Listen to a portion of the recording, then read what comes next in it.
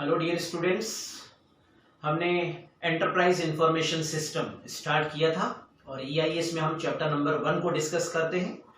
कल हम लोगों ने बेसिक्स में क्या क्या पढ़ा वो चीजें सारी की सारी रिवाइव करते हैं, रिकॉल करते हैं, फिर नया डिस्कशन स्टार्ट करते हैं। सबसे पहला मेरा डिस्कशन कल का क्या था? प्रोसेस। प्रोसेस क्या है? Set of activities which are required to convert input into output so as to achieve some objectives. B, business process. So बच्चों, what is business process?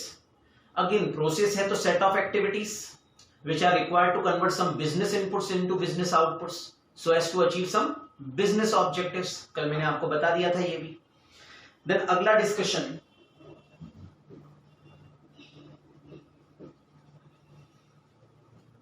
some aspects about business process। तो मैंने आपसे कुछ elements discuss किए थे process के, कुछ aspects, कुछ कैरेक्टरिस्टिक्स डिस्कस किए थे। मैंने बोला मॉड्यूल में मिले या ना मिले आप कॉपी में लिख लो, राइट? मैंने आपको बताया था processes are cross functional in nature, these are the sources of value addition, processes are called as the asset of the entity, processes are pervasive, right, and are success vehicle for the organization. Then हमने अगला discussion जो किया था वो था types of business processes. तो हमने देखा था कि at higher end there is a managerial process और इस मैनेजरियल प्रोसेस के बाद support services and operational processes थी। तो there was a operational process यानी डे टू डे एक्टिविटीज जो होती हैं हमारी, ट्रांजैक्शंस जो प्रोसेस होती हैं, वो ऐसी प्रोसेसेस हैं जो डायरेक्टली कंट्रीब्यूट करती है वैल्यू एडिशन को, राइट? लेकिन इस वैल्यू एडिशन को कंट्रीब्यूट करने वाली स्टेप्स को, प्रोसेसेस को यदि आप ऑपरेशनल प्रोसेसेस करेंगे तो इनको कुछ बैकएंड, कुछ सपोर्ट प्रोसेसेस चाहिए जिनको हमने बोला था सपोर्ट प्रोसेसेस। लेकिन टॉप मैनेजमेंट की प्लानिंग, स्ट्रेटेजी, इनके बिना तो कुछ हो नहीं पाएगा, तो उन चीजों को हमने बोला था मैनेजमेंट प्रोसेसेस। तो management process, operational process, support process, ये क्लासिफिकेशन था या टाइप्स थी बिजनेस प्रोसेसेस की। अब बच्चों आज का हमारा जो डिस्कशन है, यहां तक हमने कल डिस्कस किया था। उसके बाद आज का डिस्कशन जो है वो है business process management. Business process management आपका ये जो मॉड्यूल है, अगर किसी के पास ओल्ड मॉड्यूल है तो मैं आपको बता दूं, BPM बिजनेस प्रोसेस मैनेजमेंट नाम की जो डेफिनेशन दे रखी है पेज नंबर 1.4 पे, जहां बिजनेस प्रोसेस समझाया था उसके जस्ट नीचे ही क्या था? Business process management. जिसके पास पुराना मॉड्यूल है उसमें ये डेफिनेशन नहीं है, लेकिन अब ये नया मॉड्यूल जो आया है, 2 अटेम्प्ट हो चुके हैं इस मॉड्यूल को, तो आपको बिजनेस प्रोसेस मैनेजमेंट प्रिपेयर करना है, right? So what is business process management? लिखा है BPM is first thing management tool. मैं आपको बता दूं कि एक मिसकंसेप्शन क्या है कि this subject is about technology only. No, this subject is about management science. तो मैं आपको बता दूं business process management is a management tool, right? What we generally do, systematic approach to improve these process, systematic process to improve business processes. So business process management क्या है? It is the systematic approach or systematic process of improvising the business processes. अब बच्चों कल मैंने आपको बताया था कि बिजनेस प्रोसेस जो है वो ऑर्गेनाइजेशन का सक्सेस व्हीकल है। क्यों ऐसा बताया था कि प्रोसेसेस जो है सक्सेस व्हीकल है? क्योंकि बिना इनके आप ऑर्गेनाइजेशन के ऑब्जेक्ट्स को अचीव नहीं कर सकते हैं। अब बिजनेस प्रोसेस का हमारी ऑर्गेनाइजेशन के ऑब्जेक्ट से क्या रिलेशन? तो याद करें कल का डिस्कशन। पहले टाइम था जब बताया जाता था business is there only for profit motive, right? फिर चीजें चेंज हुई, फोकस किया गया वेल्थ मैक्सिमाइजेशन पे, कि जो स्टेक होल्डर्स हैं और शेयर होल्डर्स हैं उनकी वेल्थ को मैक्सिमाइज करना है, ठीक है।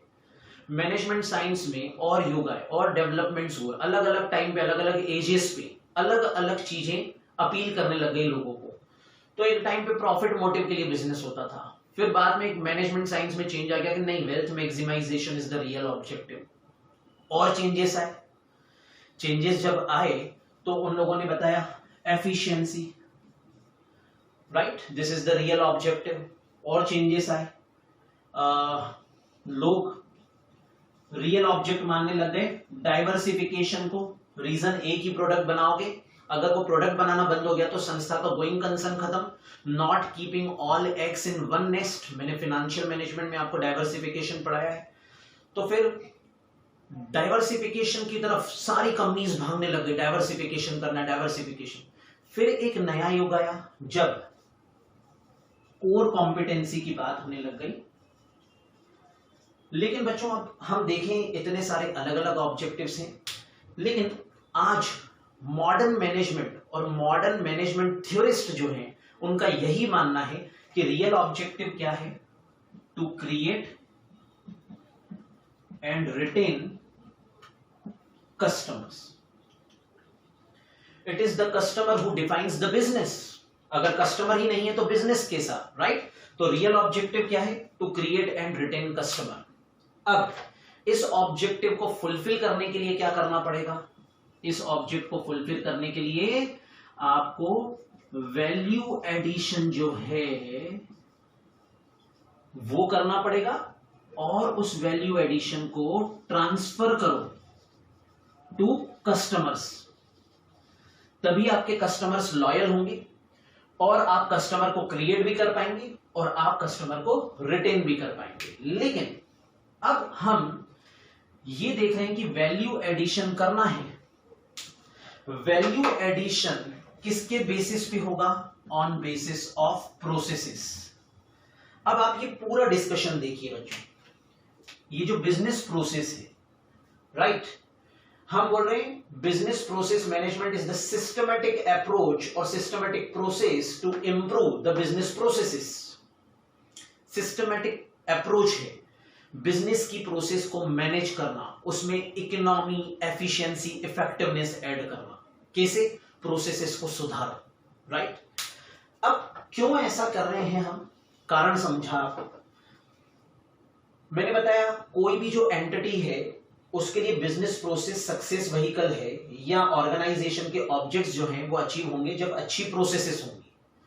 तो प्रोसेसेस से हमारे कैसे ऑब्जेक्ट जुड़े होंगे? तो मैंने आपको बता दिया ऑब्जेक्टिव्स ये टाइम टू टाइम चेंज हुए, लेकिन रियल ऑब्जेक्टिव क्या है बिजनेस का? To create and retain customer. लेकिन उस ऑब्जेक्ट को अचीव कैसे कर पाएंगे हम? जब आप मैक्सिमम वैल्यू एडिशन किसको ट्रांसफर करोगे? कस्टमर को। पर उसके लिए तो वैल्यू एडिशन क्रिएट करनी पड़ेगी। तो वैल्यू एडिशन कैसे क्रिएट हो? Through various processes, business processes, purchase, sale, marketing, सब अच्छा होगा तो मैक्सिमम वैल्यू एडिशन होगा और वो ट्रांसफर हो जाएगा किसको? कस्टमर को। तो आपका ऑब्जेक्टिव सेटिस्फाई हो पाएगा। अब ये जो प्रोसेसेस हैं इनको हमको सुधारना है, इनको मैनेज करना है। That is called as what? Business process management. So business process management helps the organization to achieve 3 E's, right?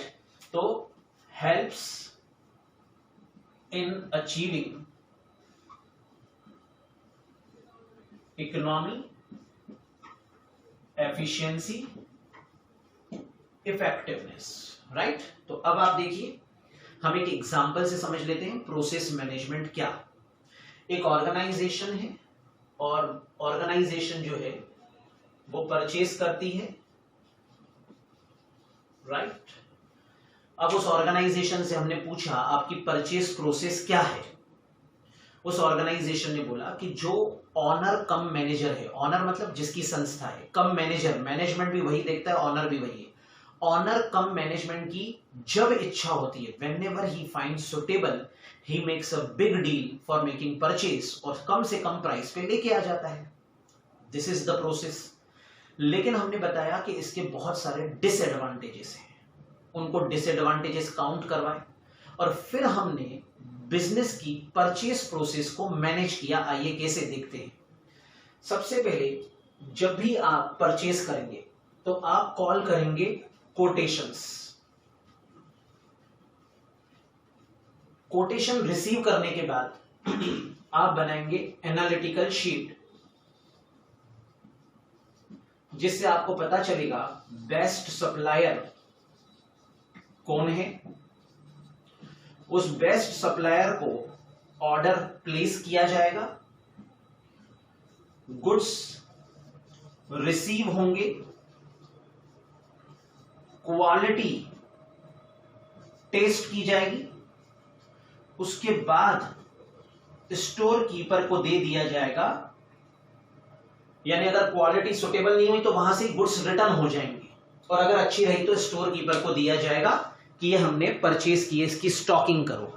Now बच्चों आप फेजेस देखें, ऊपर जब मैंने पहला एग्जांपल दिया था तब क्या बताया था आपको कि जब भी संस्था का परचेज मैनेजर चाहता था परचेज कर लेता था, लेकिन बिजनेस प्रोसेस मैनेजमेंट क्या कह रहा है कि हमें सिस्टमैटिक अप्रोच अडॉप्ट करनी है to improve the processes. Why so?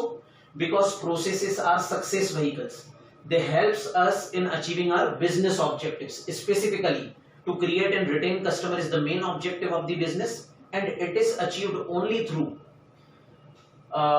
business processes, right? तो अब प्रोसेसेस में हमने कोटेशन, परचेज की प्रोसेस को कैसे मैनेज किया, कैसे सुधारा? कोटेशन कॉल किया, एनालिटिकल शीट बनाई, बेस्ट सप्लायर आइडेंटिफाई किया, उसे ऑर्डर प्लेस किया, गुड्स रिसीव किए, क्वालिटी टेस्ट की, और उसके बाद हमने एक्नॉलेज किया कि हमारे हो गए गुड्स। अब पहले की प्रोसेस वर्सेस बाद की प्रोसेस देखें। बिजनेस प्रोसेस मैनेजमेंट के बाद प्रोसेस सुधर गई, ऑर्गेनाइजेशन को क्या बेनिफिट्स मिलेंगे? इकोनॉमी, एफिशिएंसी एंड इफेक्टिवनेस का बेनिफिट मिलेगा, right? So this is what business process management is. बच्चों आप ये एग्जाम्पल जरूर लिखना, रीजन इसके बिना आपको ये जो 2-3 लाइन दे रखी है ना, इससे कुछ समझ में नहीं आने वाला है, राइट? अब आप देखें हमने क्या क्या पढ़ लिया अब तक। हमने प्रोसेसेस पढ़ लिया, बिजनेस प्रोसेस पढ़ लिया, बिजनेस प्रोसेस के बहुत सारे एस्पेक्ट्स पढ़े, हमने क्लासिफिकेशन या टाइप्स पढ़ी बिजनेस प्रोसेस की, फिर बिजनेस प्रोसेस मैनेजमेंट पढ़ा। अब हम आते हैं आपके मॉड्यूल पे बच्चों। मॉड्यूल में पहले पेज पे इंट्रोडक्शन दे रखा है, एक रीडिंग लगा लेना, it's up to you, reading लगा लेना, बाकी कुछ याद करने का नहीं है। देन आते हैं एंटरप्राइज बिजनेस प्रोसेस, 1.2 हेडिंग है ऐसी, पेज नंबर 4 पे है, जिसमें बिजनेस प्रोसेस दे रखा है, मैंने आपको पढ़ा दिया है बच्चों। देन बिजनेस प्रोसेस मैनेजमेंट, ये टॉपिक आज हमने डिस्कस कर लिया। Then classification of business processes, जिसमें operational process, support process and management process दे रखा है, ये हमारे कल के लेक्चर में हो चुका है, पेज नंबर 1.5 पे है। कुछ एग्जांपल्स के साथ इंस्टीट्यूट ने समझा है, वेल एंड गुड, आप पढ़ लें उसको, ठीक। आगे आते हैं ऑटोमेटेड बिजनेस प्रोसेसेस। अब हमें ऑटोमेटेड बिजनेस प्रोसेस के बारे में बताया जा रहा है, जो हमारा अब एक नया टॉपिक है, राइट? चलिए तो बच्चों, process, business process, some aspects, types, process management, नया डिस्कशन स्टार्ट करते हैं। Business process automation.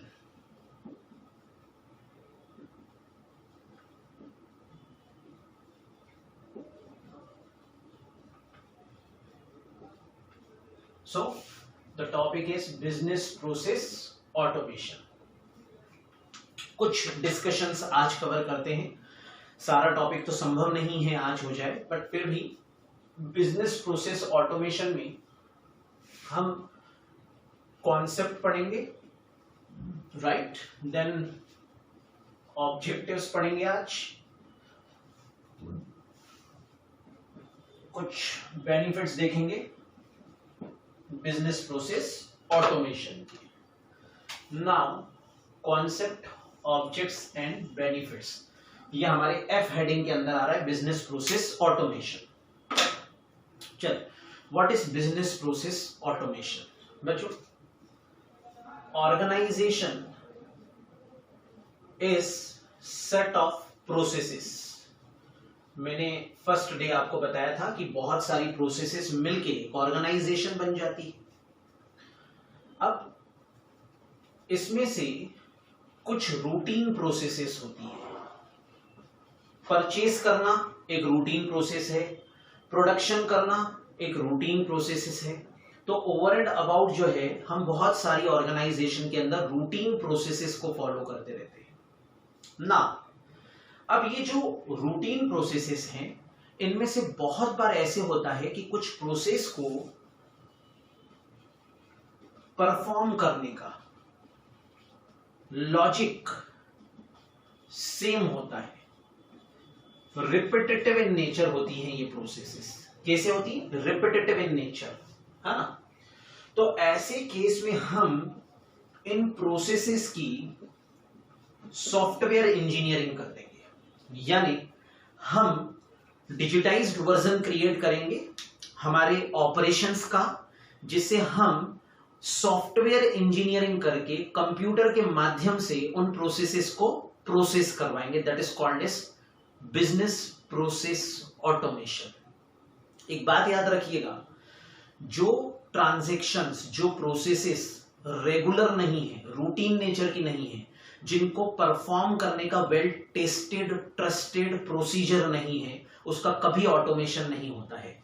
ऑटोमेशन सिर्फ उन्हीं प्रोसेसेस का होता है जो रेगुलर है, रूटीन है, जिनके वेल डिफाइंड प्रोसीजर्स हैं, हमारे पास टेस्टेड ट्रस्टेड मेथड्स हैं उनको परफॉर्म करने के लिए। तो ऐसे केस में हम मैनुअल माइंड क्यों लगाएं, क्यों ना उन ट्रांजैक्शंस को सॉफ्टवेयर्स के थ्रू क्या करवाएं, प्रोसेसेस, राइट।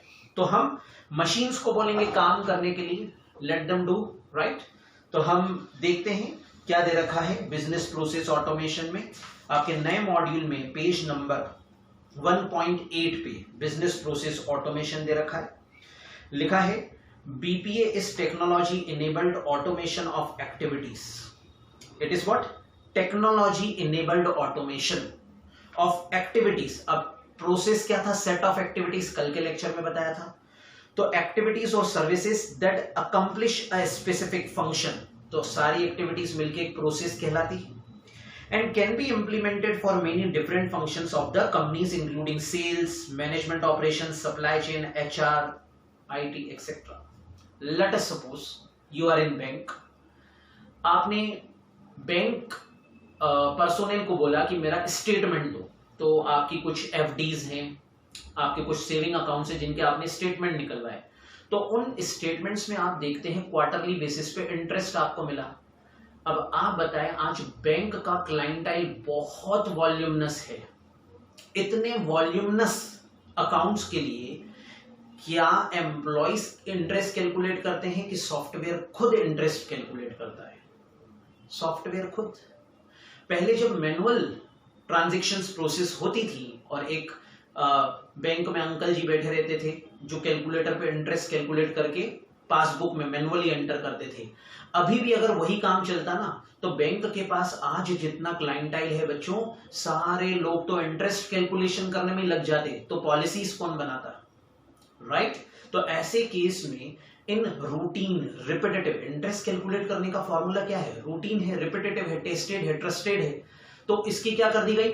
ऑटोमेशन कर दी गई, यानी सॉफ्टवेयर से खुद ही इंटरेस्ट कैलकुलेट होगा, right. Think of big companies like Reliance fresh.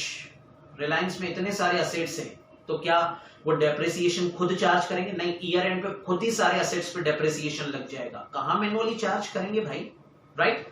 तो आप देखें, ऑर्गेनाइजेशन सेट ऑफ प्रोसेसेस थी। ये प्रोसेसेस हमारा सक्सेस व्हीकल है। बहुत सारी प्रोसेसेस इनमें से रूटीन एंड रेगुलर नेचर की रहती है, जिनको परफॉर्म करने का टेस्टेड ट्रस्टेड मेथड है, और इनको सेम प्रोसेसिंग लॉजिक से प्रोसेस किया जाता है, और ये रिपीटेटिव इन नेचर है। तो इनकी क्या करवा दी? Software engineering. ठीक, क्या क्या एग्जांपल दिया मैंने? Bank interest, right. तो ये हो गया ऑटोमेशन। एक बहुत इंपॉर्टेंट बात जो मॉड्यूल में नहीं लिखी हुई है वो मैं लिख देता हूं। बीपीए यानी business process automation. This business process automation is just a part of business process management। मैंने पिछला जो टॉपिक कवर किया वो बिजनेस प्रोसेस मैनेजमेंट था, जिसमें आप ऑर्गेनाइजेशन की प्रोसेसेस को मैनेज करते थे। तो BPA is part of business process management. तो जब आप बिजनेस की प्रोसेसेस को मैनेज करते हैं तो उसमें ही एक एलिमेंट आता है कि रूटीन और रिपीटेटिव ट्रांजैक्शंस का ऑटोमेटाइजेशन करवा दिया जाए, सॉफ्टवेयर इंजीनियरिंग करवा दी जाए, राइट। नाउ आगे हम देखें तो आपका जो नया मॉड्यूल है उसमें लिखा हुआ है फैक्टर्स अफेक्टिंग बीपीए, लेकिन पुराने मॉड्यूल में यही टॉपिक ऑब्जेक्टिव्स ऑफ बीपीए के नाम से दे रखा है। बच्चों जरूरी नहीं है कि हिंदी मीडियम मॉड्यूल अपडेट हो गए हों, उनमें हो सकता है अभी तक कंटेंट पुराना हो, राइट।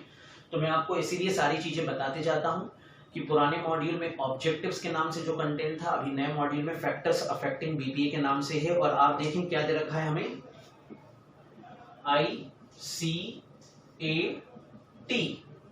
ICAI नहीं लिखा है, लेकिन ICAI में लास्ट आई जो है उसको टी कर दो, राइट। तो ICAT फैक्टर्स अफेक्टिंग बीपीए, पुराने मॉड्यूल वाले ऑब्जेक्टिव्स ऑफ बीपीए। अब ये I integrity, confidentiality, availability and timeliness. So integrity, confidentiality, availability and timeliness, ICAT याद रखिएगा, बहुत जगह आगे आएगा। जब जब हम सिक्योरिटी ऑब्जेक्टिव्स IPCC और CA फाइनल में पढ़ते हैं तब हमेशा यही आंसर आता है, ICAT। First thing integrity. आप जब मैंने आपको ऑडिट पढ़ाया था तब बताया था इंटीग्रिटी मींस ऑनेस्टी। ऐसी बिजनेस प्रोसेस ऑटोमेशन से जो डाटा प्रोसेस होके आया वो ऑनेस्ट हो, ऑनेस्ट मतलब एक्यूरेट हो, उसको हम बोलेंगे इंटीग्रिटी, राइट। अगर किसी ने बैंक के इंटरेस्ट कैलकुलेशन वाले प्रोग्राम में कुछ मैनिपुलेशन कर दिया जिसकी वजह से इंटरेस्ट का कैलकुलेशन गलत हुआ, तो फिर हम क्या बोलेंगे, इंटीग्रिटी नहीं है डाटा की, राइट। और मैंने आपको बताया था आज का एज इंफॉर्मेशनल एज है, जो डाटा प्रोसेस होके आएगा सिस्टम से हमें उसमें इंटीग्रिटी चाहिए, यानी एकदम एक्यूरेट डाटा चाहिए। देन कॉन्फिडेंशियलिटी, जो भी हमारी प्रोसेसेस हैं, अब मैंने आपको बताया बीपीए में क्या होगा, सॉफ्टवेयर्स क्या करेंगे, ऑटोमेटिकली ट्रांजैक्शन को प्रोसेस करेंगे।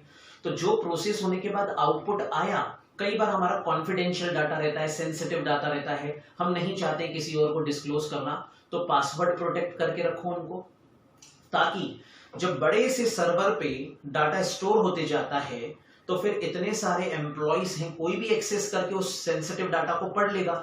तो दूसरी इंपॉर्टेंट बात, जब भी आप बीपीए सेटअप करें, बिजनेस प्रोसेस ऑटोमेशन सेटअप करें, तब कॉन्फिडेंशियलिटी का प्रोविजन जरूर रखें। देन अवेलेबिलिटी, एक मैनेजर है, मैंने आपको बताया था स्ट्रेटेजिक मैनेजमेंट में मैनेजर का काम क्या होता है, to make decisions.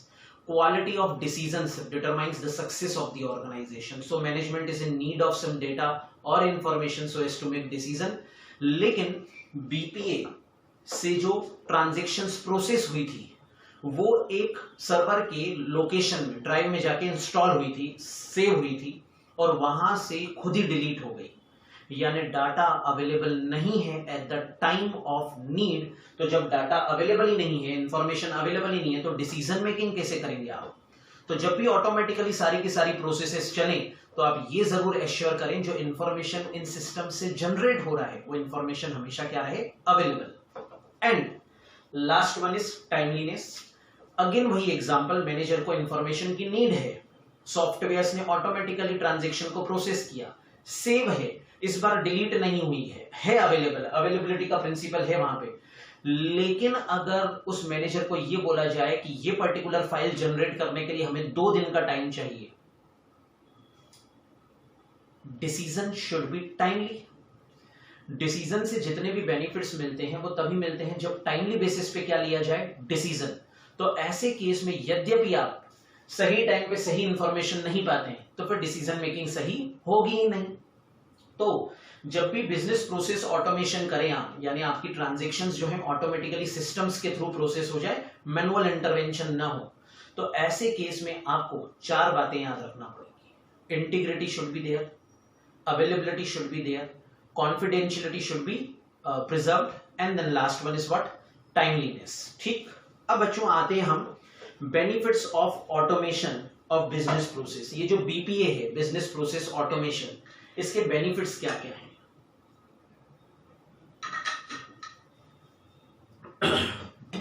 One by one सारे बेनिफिट्स डिस्कस करते जाते हैं। आप पहले देखें, फर्स्ट पॉइंट है क्वालिटी एंड कंसिस्टेंसी। मैंने आपको बताया था बच्चों, जब भी आप थ्योरी चैप्टर्स याद करते हैं तो ऐसा मत करना कि 3 क्वेश्चंस में पूछा तो 3 पॉइंट्स, 4 मार्क्स में क्वेश्चन पूछा तो 4 पॉइंट्स। नहीं, इंस्टीट्यूट ने जितने पॉइंट्स दे रखे हैं उतने आपको याद करने हैं। दूसरी बात मैं हमेशा बोलता हूं, ऑर्डर भी सेम रखो, भले अंदर का कंटेंट मन से लिखो, लेकिन आप एज इट इज अगर ऑर्डर में सारे पॉइंट्स लिखते हैं तो जो भी चेकर रहेगा वो स्टैंडर्ड आंसर जो है वो मॉड्यूल से ही बन के आएगा, तो chances are more that marks ज्यादा मिले आपको, राइट। तो कभी भी 2 नंबर का 3 नंबर का भी क्वेश्चन हो तो पॉइंट सारे लिखो, भले अंदर का डिस्क्रिप्शन कम कर दो अगर आपको टाइम कम मिल रहा है तो, राइट, लेकिन पॉइंट सारे लिखना आप। ये 12th जैसे मत करना क्या कि 3 नंबर का क्वेश्चन आया तो 3 पॉइंट्स, 4 नंबर का क्वेश्चन आया तो 4 पॉइंट्स। नहीं, you need to write all the points in your answers, and what is more important is अगर हेडिंग एज इट इज याद करके उसी ऑर्डर पे लिखो तो ज्यादा अच्छा है, राइट। तो अब पढ़ते हैं benefits of business process automation. The first one is what? Quality and consistency.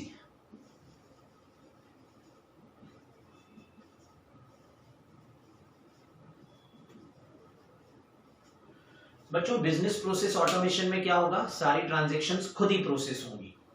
First point जो है वो हमें ये बताता है कि जब भी बिजनेस प्रोसेस ऑटोमेशन से ट्रांजैक्शंस प्रोसेस होंगी तो हमेशा कंसिस्टेंसी बनी रहेगी। रीजन, जब भी हम ह्यूमन इंटरवेंशन से कोई काम करते हैं, to error is human, right. तो बहुत बार ऐसा होता है कि जो चीजें हमें आती हैं पर गलती से गलत हो गई। मशीन्स के साथ ऐसा नहीं होता है। मशीन्स में क्या है, कंप्यूटर्स में क्या है, जैसा सॉफ्टवेयर एक बार बना दिया वैसे ही ट्रांजैक्शन प्रोसेस होगी। तो अगर बैंक ने एक बार इंटरेस्ट कैलकुलेशन का सॉफ्टवेयर बनाया, उसको थोरोली टेस्ट किया, राइट, तो बहुत सारे प्रकार की टेस्टिंग होती है, स्ट्रेस टेस्टिंग होती है, वॉल्यूम टेस्टिंग होती है, प्रोसेस टेस्ट होता है, राइट, इंटीग्रेशन टेस्ट होता है, ऐसे बहुत सारे अल्फा बीटा गामा नाना प्रकार के टेस्ट होते हैं एक सॉफ्टवेयर के। बच्चों जब सॉफ्टवेयर प्रूव हो गया कि फुल प्रूफ है और सारी कैलकुलेशंस ये सही करेगा, उसके बाद आप अगर उसको इंस्टॉल करते हैं और उससे ट्रांजैक्शन प्रोसेस करवाते हैं तो बच्चों कभी भी ये ह्यूमंस जैसा नहीं है कि आती हुई चीजें भी गलत कर दे, राइट। तो आपको क्वालिटीड प्रोसेसिंग मिलेगी अगर आपने थॉरो टेस्टिंग की है, और कंसिस्टेंसी मिलेगी, यानी ट्रांजैक्शन हमेशा एक जैसी ही क्या होती जाएंगी, प्रोसेस होती जाएंगी। So this is the first benefit. अब आप देखें बच्चों, इस पॉइंट के बाद सेकंड नंबर क्या दे रखा है? Time saving. Second one is time saving. आप सब लोग जानते हैं बच्चों, कंप्यूटर का एक एडवांटेज रहता है उसकी स्पीड। तो जब हम मिनट्स में कुछ काम करते हैं, आवर्स में कुछ काम करते हैं, वहीं कंप्यूटर की जो स्पीड है आज नैनो सेकंड्स, पिको सेकंड्स में है।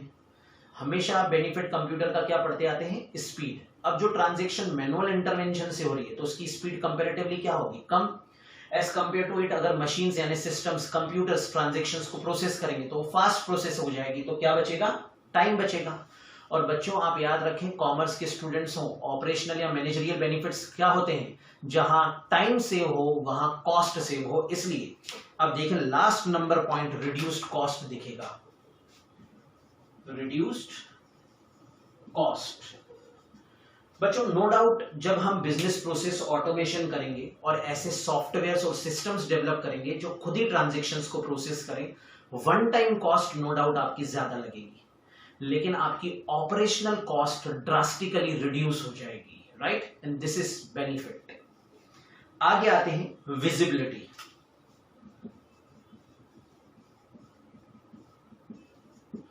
बच्चों विजिबिलिटी क्या? तो लिखा हुआ है automated processes are controlled and consistently operate accurately within the defined timeline। उसी टाइमलाइन के अंदर प्रोसेस होती है, लेकिन अब जो बेनिफिट दे रखा है उसके लिए देखें आप, it gives visibility of process status to the organization. Visibility of process status. बच्चों जब हम स्पीड पोस्ट करते हैं कोई डॉक्यूमेंट तो मैसेज आ जाता है आजकल आपके मोबाइल पे। ऐसे बहुत सारी कुरियर कंपनीज भी हैं जो आपके आप मोबाइल पे मैसेज जनरेट करके भिजवा देती हैं, और कोई व्यक्ति बैठा हुआ नहीं है। अरे लाखों डॉक्यूमेंट्स आ रहे हैं, उनके पास इतनी डाक आ रही है, एक एक व्यक्ति के लिए पर्सन को नहीं बिठाया है, ये सब सिस्टम कर रहा है, ऑटोमेटिकली चल रहा है, यानी प्रोसेस ऑटोमेशन है।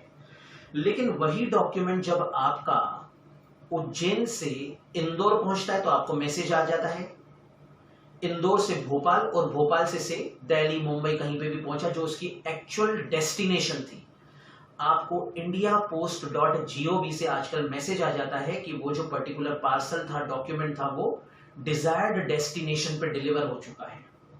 तो जब वो यहां से इंदौर गया था तब पता था क्या? यस पता था। जब वो फर्दर एक और डेस्टिनेशन में जो इंटरमीडिएट डेस्टिनेशन थी वहां पहुंचा था तो उसका भी मैसेज आता है। सेम आप जब अमेजन, फ्लिपकार्ट, मिंत्रा इनसे कुछ परचेज करते हैं, आपको आपका ऑर्डर ट्रैकिंग एक सिस्टम वहां पे मिल जाता है जिसमें आपको ये पता चल जाता है कि आपने जो ऑर्डर दिया है वो पर्टिकुलरली अभी किस प्रोसेस में है, राइट। और इसके लिए कोई पर्सन नहीं बैठा है बच्चों, ये ऑटोमेटिकली चलता है सारा का सारा। तो विजिबिलिटी ऑफ ट्रांजैक्शन दिखती है। आगे आते हैं improved operational efficiency.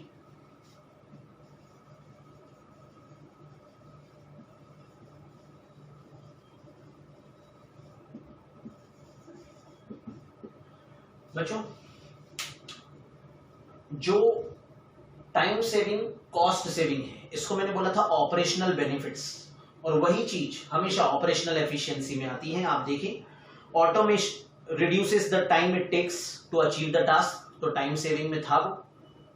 The effort required to undertake it, the cost of completing it successfully, cost, time. मैंने बताया था ऑपरेशनल या मैनेजरियल बेनिफिट्स क्या होते हैं, कॉस्ट सेविंग, टाइम सेविंग। लेकिन मॉड्यूल है हमारा, रिपीटेशन तो होगी सही, फिर भी मैं बोलूंगा जैसे पॉइंट्स दे रखे हैं वैसे लिखो बच्चों, उसी ऑर्डर में लिखो, राइट। तो ऑटोमेशन से क्या होगा, टाइम सेव होगा, एफर्ट सेव होंगे, कॉस्ट सेव होगी, राइट। देन आगे आते हैं गवर्नेंस एंड रिलायबिलिटी।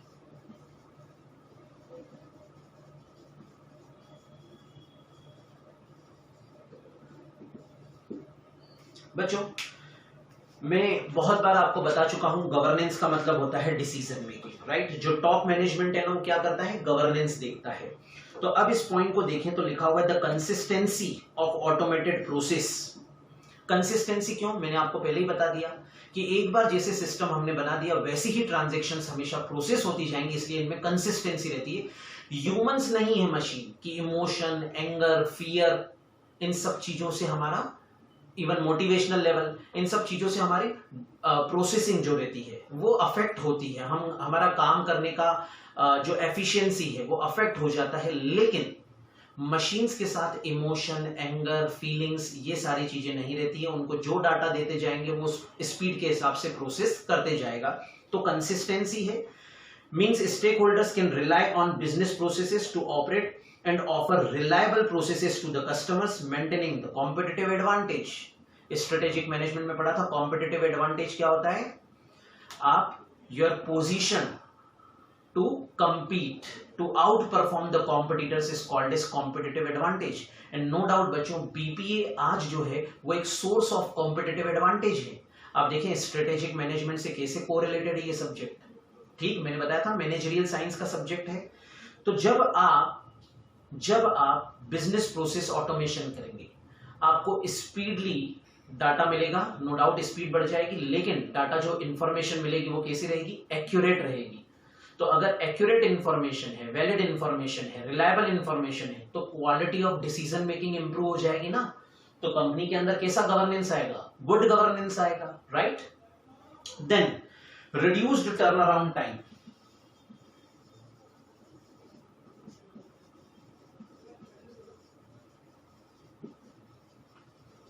अब टाइम सेविंग यहां पे अलग से था, ऑपरेशनल एफिशिएंसी में अलग से था, अगेन टर्न अराउंड टाइम। बच्चों रिपीटेशन है, लेकिन एक बात है कि हम जब टर्न अराउंड की बात करते हैं तो किसी भी टास्क को कंप्लीट करने के लिए इंसेप्शन से लेके उसके एंड तक सारी एक्टिविटीज जो हैं उन सब का टाइम रिड्यूस्ड हो जाता है, तो उसको बोलते हैं टर्न अराउंड टाइम, राइट बच्चों। तो ये भी एक रिपीटेटिव पॉइंट है।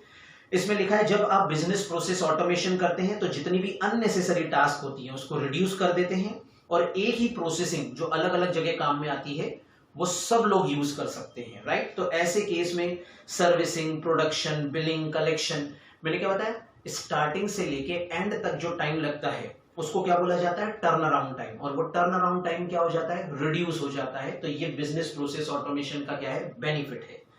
लास्ट में रिड्यूस्ड कॉस्ट बोला है, वो मैंने आपको पहले ही बता दिया था बच्चों। लेकिन हम चाहें तो बिजनेस प्रोसेस ऑटोमेशन के बहुत सारे और एडवांटेजेस लिख सकते हैं, but it is advisable to you कि आप वही आंसर याद करें जो इंस्टीट्यूट के स्टडी मटेरियल में है, बाकी कुछ एक्स्ट्रा पॉइंट मत लिखिए। जैसे मैं आपको बताता हूं, जब बिजनेस प्रोसेस ऑटोमेशन होगा, लाइक इन बैंक्स, मैंने आपको बताया अगर इंटरेस्ट कैलकुलेशन खुद ही नहीं होता तो सारा स्टाफ सिर्फ इंटरेस्ट ही कैलकुलेट करता रहता। लेकिन बिजनेस प्रोसेस ऑटोमेशन के कारण वो रिपीटेटिव टास्क अब कंप्यूटर्स परफॉर्म कर रहे हैं, तो हमारा जो ह्यूमन असेट है वो फ्री हो गया, तो हम उससे ज्यादा प्रोडक्टिव काम करवाएंगे, उसकी decision making and policy making में हेल्प करेंगे। तो वही टाइम जो ऑटोमेशन से हमारा सेव हो गया, हमारे ह्यूमन असेट अब उस टाइम को कहां इन्वेस्ट करेंगे, making new policies, market research etcetera. Right बच्चों, इस प्रकार के बहुत सारे एडवांटेजेस हैं किसके, बिजनेस प्रोसेस ऑटोमेशन के। लेकिन आप यही याद कीजिए जो इंस्टीट्यूट ने दिया है। राइट बच्चों, अब इम्प्लीमेंटेशन ऑफ बीपीए ये हम कल पढ़ेंगे बच्चों, आज ये लास्ट डिस्कशन था। आप यहां तक सारा कॉपी में लिख दीजिए। मैं वापस रिपीट करता हूं, ईआईएस को अगर आप कॉपी में अपनी ही लैंग्वेज में लिख लेते हैं तो बाद में रिवीजन तो जल्दी होगा ही होगा। रिवीजन के अलावा बच्चों याद भी जल्दी होगा, कॉन्सेप्ट्स भी क्लियर होंगे। राइट, तो कॉपी अच्छे से जरूर बनाएं। कल कंटिन्यू करते हैं। Thank you.